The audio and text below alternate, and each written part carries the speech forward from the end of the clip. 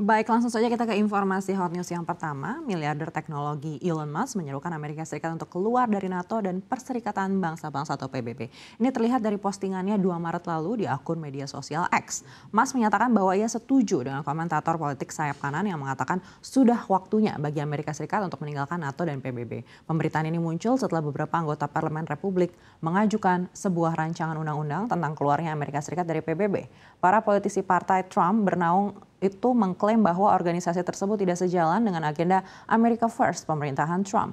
Amerika Serikat merupakan salah satu dari beberapa negara termasuk Rusia, Belarus, Israel, dan Hungaria yang memberikan suara menentang resolusi PBB pada akhir Februari yang mengecam invasi besar-besaran Rusia ke Ukraina. NATO dan PBB didirikan oleh Amerika Serikat dan pemenang Perang Dunia II lainnya untuk mempromosikan diplomasi dan kerjasama antar negara serta mencegah perang global lainnya. Mas sendiri saat ini mengepalai Departemen Efisiensi Pemerintah Amerika Serikat atau DOGE di pemerintahan Presiden Donald Trump. Ia telah memangkas sejumlah besar pengeluaran pemerintah termasuk bantuan luar negeri yang menyelamatkan nyawa.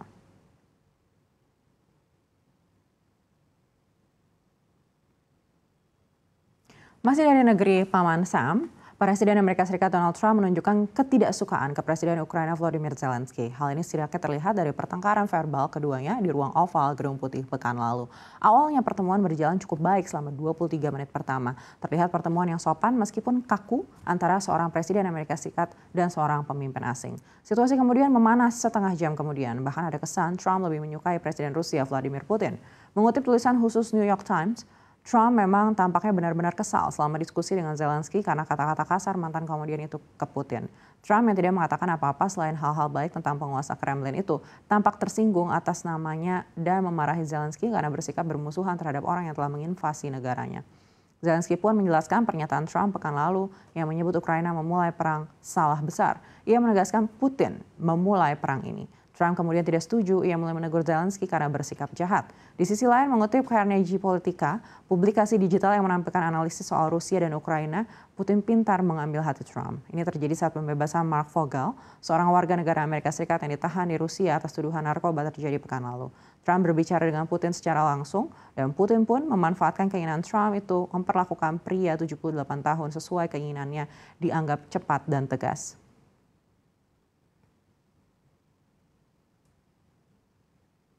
Kita beralih ke informasi lainnya. Suhu ekstrim bak neraka bocor kini menyerang tetangga RI Filipina. Negeri itu pun terpaksa menutup sekolah di hampir separuh ibu kota Senin waktu setempat. Sebuah badan peringatan cuaca nasional memperingatkan indeks panas, ukuran suhu udara dan kelembapan relatif akan mencapai tingkat bahaya di Manila dan 2 wilayah lain di negara tersebut. Suhu diperkirakan mencapai 33 Celcius. Akibatnya 42 sekolah dengan total 68.000 siswa diliburkan. Gelombang panas juga melanda sebagian besar wilayah Filipina pada bulan April dan Mei tahun lalu.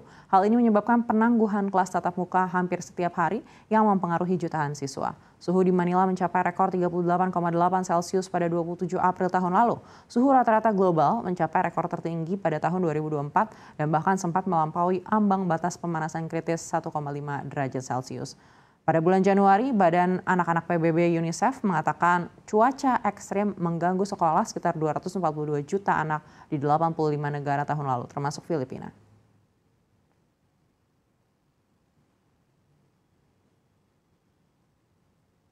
Kita beralih ke dalam negeri. Banjir melanda Jabodetabek usai hujan deras semalam. Bahkan di Bekasi, banjir mencapai ketinggian 3 meter. Banjir mencapai 3 meter di perumahan Pondok Gede, Permai, Jati Asih. Sementara di perumahan Villa Nusa Indah dilaporkan banjir di wilayah itu nyaris mencapai ketinggian 2,5 meter. Mirip dengan kejadian 2020 silam. Di Kabupaten Bekasi, banjir juga mengepung perumahan Taman Kebalan, Villa Mutiara Gading 3 di wilayah Babelan. Menurut keterangan warga, air sudah setinggi rata-rata 60 cm. Banjir juga memutus akses jalan di Jalan Raya Pisangan, Tambun Utara.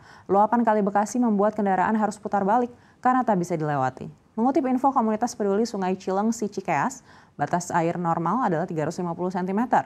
Namun hingga Selasa pagi pukul 3 waktu Indonesia Barat, ketinggian air mencapai 710 cm.